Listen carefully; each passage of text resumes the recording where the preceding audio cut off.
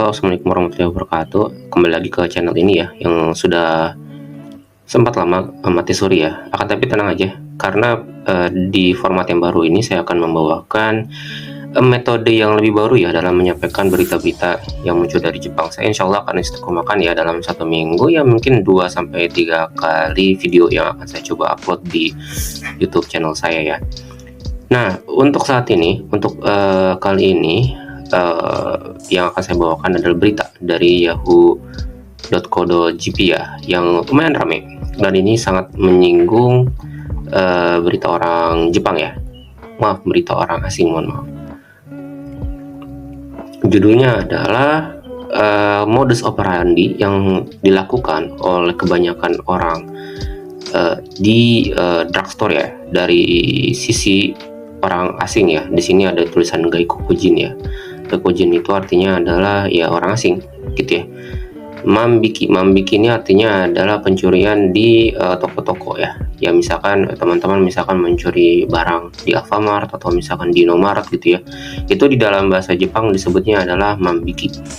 Nah, dalam satu kasus saja ya, sampai kerugiannya itu adalah sekitar 80.000 yen ya, atau kalau misalkan kita rupiahkan itu sampai sekitar 80.000 itu berarti berapa ya, 800 ya, sorry 8 juta ya. Ya kalau misalkan 1 yennya adalah 100 rupiah ya. Dan di sini mengincar tidak hanya alat-alat kecantikan ya, akan tapi juga obat-obatan ya. Kalau misalkan saya sekilas melihatnya secara subjektif ya, mungkin banyak orang-orang yang ingin membawa barang-barang obat-obatan ya, atau barang-barang kecantikan ya di Jepang ya, yang sangat-sangat terkenal selain juga negara tetangganya seperti Korea Selatan. Mereka membawanya, kemudian misalkan menjual jadi negaranya mereka, dimasukkan ke e-commerce tokonya mereka kah, atau bagaimana ceritanya gitu ya. Sehingga ini semua memberikan dampak yang buruk juga ya kepada dunia perdrugstorean gitu ya. Saya nggak tahu ini imbuannya seperti apa, kan tapi seperti itu ya di negara Jepang sendiri. Oke, langsung aja kita masuk ke beritanya ya guys ya. Jadi ini guys, beritanya ini sampai muncul tanda merah kalau teman-teman membuka di yahoo.co.jp, dan muncul merah ya. Defaultnya tuh warna biru teman-teman. Kalau misalkan warna merah itu artinya banyak orang Jepang yang membaca dan juga memberikan komentar. Juga para ahli-ahli ya. Ahli itu seperti apa? Nanti kalau teman-teman lihat tuh di sini contohnya ya, banyak jurnalis-jurnalis yang terkenal dan sudah mendapatkan centang biru ya. Berarti sudah confirmed gitu ya bagi yahoo.co.jp itu sendiri. Juga ikut memberikan komentar teman-teman. Nah, di sini ya, terhadap masalah ini, Keisatsucho itu dalam bahasa Indonesia artinya adalah polisi sudah memerintahkan kepada dunia perobat-obatan atau dunia kecantikan yang menjualnya secara retail itu untuk memasang langkah-langkah yang mencegah gitu ya, men-setting langkah-langkah yang mencegah, misalkan contoh memasang CCTV kah, atau juga metode-metode lainnya yang akan diberitakan ya di paragraf yang ada di bawah. Seperti itu teman-teman ya. Di sini ya teman-teman ya, di sini lebih memfokuskan kepada Gaikokujin, artinya adalah orang asing. Orang asing ini berarti ya bukan orang Jepang ya. Walaupun sebetulnya juga orang Jepang juga yang melakukan juga ada sekitar 1 mang atau 10.000 yen atau 1 juta rupiah gitu ya.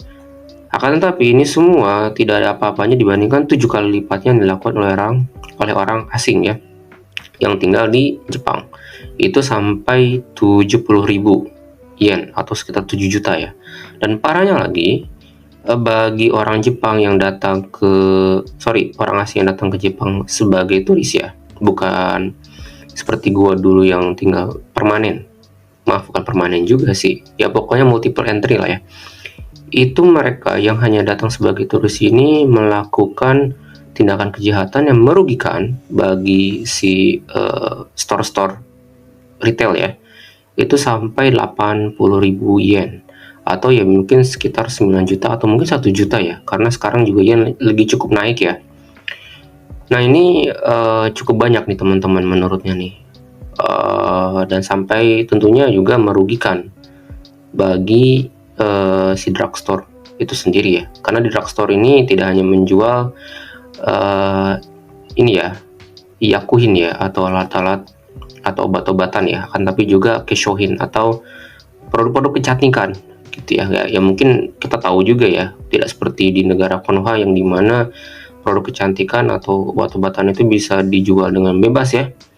Di Jepang ini mereka sangat teratur, tidak boleh dijual secara bebas apabila tidak mendapatkan resep dari senseinya. Sensei di sini bukan guru yang mengajar di sekolah kan, tapi juga dokter ya, yang memang ahli di dalam bidang tersebut gitu ya. Nah, modus operandinya seperti apa? Ini Teguchi itu artinya adalah modus operandi ya. Mereka satu orang ini datang mengelabui si staffnya ya. Misal contoh pada saat lagi di tempat resi ya, mereka mengelabui si ten insangnya ya. Ten insang itu artinya si penjualnya yang membantu-bantu di store-nya ya. Mereka mengelabui dan orang lainnya gitu ya, mereka melakukan penipuan dengan mengambil barangnya gitu ya, dimasukin ke baju kah, dimasukin ke kantong yang tidak dilihat kah, atau bagaimana ceritanya seperti itu ya. Nah, akhirnya polisi setempat ya, mereka memberikan saran gitu ya. Nihon Chain Drugstore Kyokai, artinya ya persatuan supply chain drugstore ya. Mereka pada tanggal 28 Januari gitu ya, memberikan saran. Kalau mau sihir itu artinya cuma masih saran lah, bukan perintah ya. Kalau irai gitu ya, itu mungkin sudah lebih tinggi level perintahnya ya, untuk memberikan bohan taisaku ya, artinya adalah ya langkah-langkah pencegahan agar tidak terjadi hal yang serupa di masa yang akan datang. Seperti apa? Banyak teman-teman. Itu seperti misal contoh ini ya, kurobaku ya, artinya ya alat kecantikan cuma misalkan dipajang di lemari itu cuman kotaknya aja gitu ya, tapi isinya disimpan di dekat staff-staffnya atau di belakang staffnya. Misal contoh kalau teman-teman ke 7-Eleven atau ke Family Mart gitu ya, kalau misalkan mau beli alat-alat elektronik ya, itu yang terpajang di lemarinya itu cuman si bungkusnya aja kebanyakan ya, walaupun belum semuanya ya, itu cuman bungkusnya aja gitu. Dan alatnya sendiri itu biasanya dijual secara khusus, itu terpisah gitu ya, alatnya sendiri tidak ada di kantongnya dan hanya ada di tempat dimana si staffnya ini berada gitu ya, di tempat resinya kah. Misal contoh ya seperti misalkan seperti itu ya, yang dimana tidak bisa orang-orang yang belum bisa menggunakannya ya dapat menjangkaunya seperti itu ya. Nah, ini sudah diperintahkan ya oleh polisi setempat kepada beberapa tempat tersebut ya. Sudah diperintahkan oleh polisi setempat kepada drugstore terkait ya. Kita baca bagaimana komentarnya teman-teman semuanya ya. Kita buka ini. Di sini ada satu hal yang menarik teman-teman. Di sini ya, ini yang paling pendek ya. Nah, kata orang ini ya, Raida Ihan ya. Raida Ihan, saya nggak tahu ini dia tulisannya pakai katakana apakah orang asing atau orang Jepang yang dikeren-kerenkan namanya dengan tulisan katakana ya. Katanya kalau misalkan di Vietnam ya, kalau misalkan ada kasus pencurian gitu ya, atau juga pengelabuan dan lain-lainnya, bisa sampai hukuman seperti itu ya, bisa sampai hukuman yang berat seperti itu ya. Akhirnya orang-orang Vietnam juga datang ke negara Jepang yang Yasashi gitu ya, datang ke Jepang gitu ya, karena ya kalau mencuri di Jepang itu nggak lebih berat gitu hukumannya dibandingkan negara mereka seperti itu ya. Dan juga di Jepang gitu ya, untuk melakukan perubahan, untuk melakukan revisi suatu hukum ya, itu membutuhkan waktu yang sangat banyak gitu ya, jika nggak kekari segi gitu ya. Sangat banyak gitu ya, sehingga misalkan ada usulan nih, kita rubah dong itu peraturan hukuman tentang tindak pidana ABCD gitu ya, bisa berubah, bisa dilakukan revisi. Akan tapi menurut si komentator ini, mereka mengatakan bahwa ya memang membutuhkan waktu yang sangat lama seperti ya. Tidak hanya di Vietnam ya, contoh di Taiwan gitu ya. Kalau misalkan ada kasus penipuan yang khusus gitu ya, dan baru gitu ya, kalau misalkan meningkat, itu langsung dilakukan revisi ya, dengan cepat, tidak memakan waktu yang sangat lama, dan langsung diberikan hukuman yang sangat-sangat keras seperti itu ya. Nah, ini berbeda dengan negara Jepang, apakah karena mungkin ya orang Jepang terkenal baik atau tidak. Oke, sekian dari berita yang saya bawa. Harapannya ya setiap hari ya saya akan tetap memberikan berita update terbaru ya mengenai apa yang sedang terjadi di Jepang khususnya ya.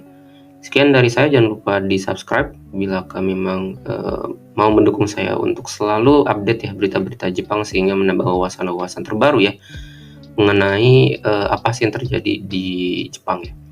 Sekian dari saya, terima kasih. Wassalamualaikum warahmatullahi wabarakatuh.